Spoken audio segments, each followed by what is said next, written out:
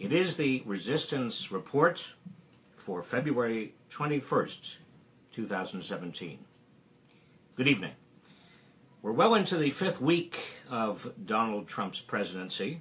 Today, Trump finally condemned anti-Semitism. I'll tell you that anti-Semitism is horrible and it's going to stop and it has to stop, he said. This is after a number of weeks, if not months, in which Donald Trump has been asked by various groups to condemn anti-Semitism. He has not up until today. It's part of a larger pattern. Donald Trump has both legitimized and also provided permission to various hate groups around this country with regard to Muslims, African Americans, Latinos, new immigrants, anybody who is the other. He has brought a far-right hater into his White House. While the number of Americans who directly support hate groups remains lower than in earlier decades, the number of hate groups in America is rising, according to those who follow hate groups, such as the Southern Poverty Law Center, which tracks hate and extremism around the nation. Now, it's interesting, Donald Trump has not easily condemned acts of hate or hate groups. You may recall during his campaign when he was asked to disavow David Duke, the head of the Ku Klux Klan. He had a very hard time doing that. Over and over again in interviews, he was asked to disavow David Duke, who had supported him and endorsed him, and he said, I don't know, did he endorse me or what's going on? Because, you know, I know nothing about David Duke. I know nothing about white supremacists. And so you're asking me a question. I'm supposed to be talking about people that I know nothing about. And he was asked again and again to unequivocally condemn support from racist groups and individuals. And his response, the third time, well, I have to look at the group. I mean, I don't know what group you're talking about. You wouldn't want me to condemn a group that I know nothing about. I would have to look. If you would send me a list of groups, I'd do research on them. And you know, again and again, what has happened. Weeks after Donald Trump began campaigning, by falsely alleging that Mexican immigrants were criminals and rapists, a tragedy in Boston, two brothers beat up a 58-year-old homeless Mexican, and they said that Donald Trump was right. All these illegals need to be deported.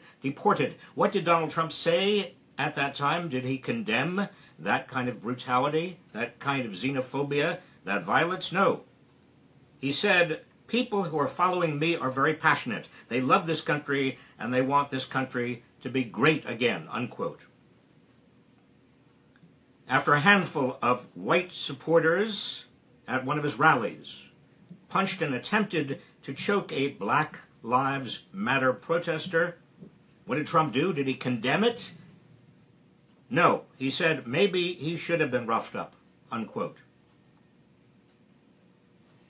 In November of 2015, after Trump retweeted a false and racially charged image about black crime and was asked about it by Fox News' Bill O'Reilly, Trump's response was, quote, I'm probably the least racist person on earth. I didn't tweet, I retweeted somebody who was supposed to be an expert, and it was also a radio show. Am I going to have to check every statistic? I get millions and millions. I have millions of people. All that was a retweet. You see the pattern. Now, if I were trying to be very charitable, I would say that Donald Trump does not easily condemn acts of hate in this country because he takes questions about acts of hate or about haters like David Duke, he takes them as personal criticisms, and his immediate response is to be defensive. I don't know about it, or maybe those people are just being very passionate, or whatever he might otherwise say.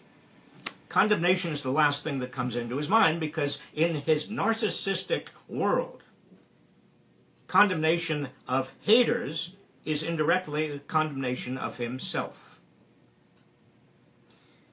The other reality, of course, is that he built his campaign on the channeling of resentment. There is in the United States a great populist wave. Donald Trump represented the authoritarian, hateful side of populism. Bernie Sanders represented the democratic, small d, more positive, progressive view of populism. Both sides were based upon indignation and anger, a lot of it anger about people working harder and harder and not getting ahead. We have had hatefulness, we have had racism and xenophobia and misogyny and anti-Semitism in this country for a very, very long time. Donald Trump did not invent them.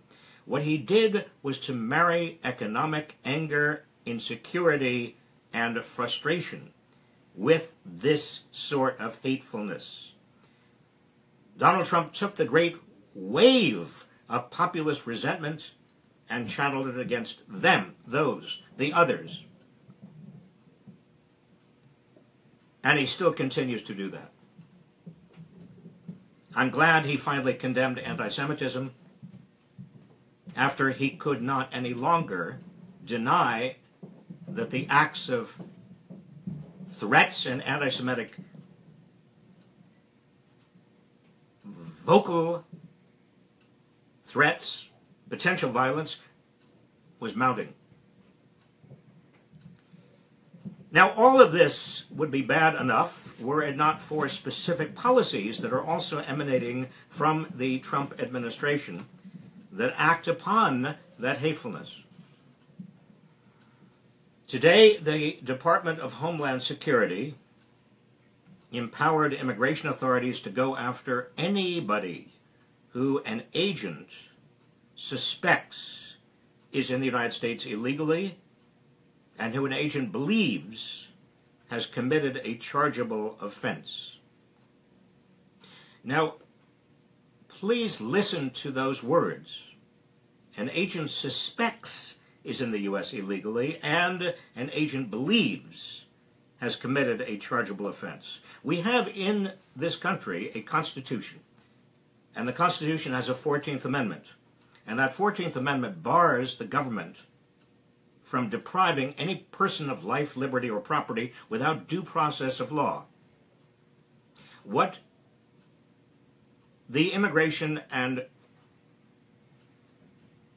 enforcement provision means, as of today, is that many people, without any trial, without any court, without any judge, can find themselves locked up and potentially deported because agents suspect or agents believe this or that. Also, the department will not any longer exempt classes or categories of what are called, quote-unquote, in today's directive, removable aliens from potential enforcement. Now, although the 740,000 recipients of childhood arrival status in this country are still officially exempt, there is a footnote in that particular order today which suggests that they may not be always exempt. They're exempt for now, temporarily. Again, no hearings are required. So tell me, how will immigration authorities target people? How will they even know to ask whether somebody has proof of their citizenship? By the color of their skin? By their accent? Because they hear somebody call them a Spanish-sounding name? Also, in today's order were plans to deputize local police and sheriffs to serve as immigration agents. Now, we've seen this kind of attempt before. The Obama administration stopped it in its tracks. It is a terrible idea. It is a terrible idea for a number of reasons. It can lead to racial profiling and civil rights violations. It can pull local sheriffs and local law enforcement authorities away from their real job of protecting communities from crime. It directs local money to immigration enforcement action, which really is a federal responsibility. It is not a local responsibility. But perhaps most troubling of all, it creates fear and mistrust of all law enforcement authorities in populations of immigrants, in the immigrant community, which means that people are not going to come forward as witnesses to violent crime or domestic abuse or reporting child abuse. You see where Donald Trump's hatefulness is getting us? It is not only dividing America, it is also leading to policies that create fear and hate and further divisions and arguably violate the United States Constitution. Now, this week, members of Congress are on recess. They are home. I hope you take advantage of that to confront them about all of this and more. What they plan to do with regard to the Affordable Care Act and its replacement. What they plan to do with regard to tax cuts for the rich and for big corporations that will further drive the budget deficit upward or result in loss of services for average working people and for the poor. What they plan to do about immigration. This is your opportunity. It is also your responsibility. Do go to indivisibleguide.com, indivisibleguide.com, which will enable you to find where there are local meetings and town halls conducted by your member of Congress or conducted by your neighbors and friends who want to invite your local member of Congress, your district member of Congress, your senators, but when your member of Congress don't arrive, don't show up, will at least show the press that there is no accountability. There is no place in this country for hatefulness. There is no place in this country for the kind of police state that the immigration rules today put out by the Department of Homeland Security are likely to create. The fear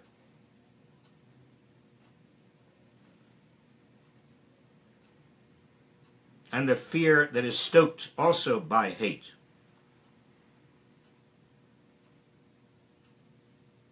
This is not the America I know. It's not the America you know. It's not the America we love. It's not the America we are going to get back again.